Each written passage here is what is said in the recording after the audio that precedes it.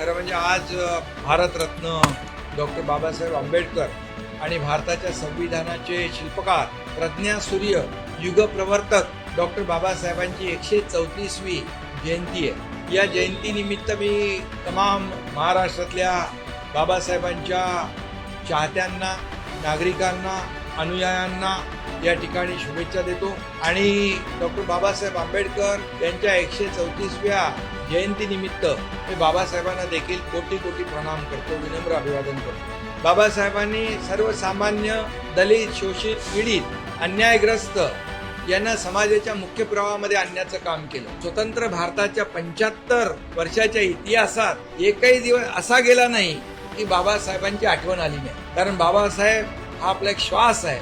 बाबासाहेब एक आपला दीपस्तंभ आहे, ज्याला इंग्रजीमध्ये गायडिंग लाईट म्हणतात, ध्रुव तारा। अनेक देशांच्या घटनेचा अभ्यास करून सर्वोत्कृष्ट घटना बाबासाहेबांनी लिहिली। अगदी शेवटच्या माणसापर्यंत न्याय पोचला पाहिजे, त्याला न्याय मिळाला पाहिजे, ही भावना त्यांनी मनामध्ये ठेवली। आणि म्हणून मी एवढंच सांगतो, भीम जैसा सूरज अगर निकला ना होता, भीम जैसा सूरज अगर निकला ना होता, हमारे जीवन में ये उजाला ना होता। मर गए होते यूं ही जुल्म सहकर, मर गए होते यूं ही जुल्म सहकर, अगर हमें भीम जैसा रखवाला मिला ना होता।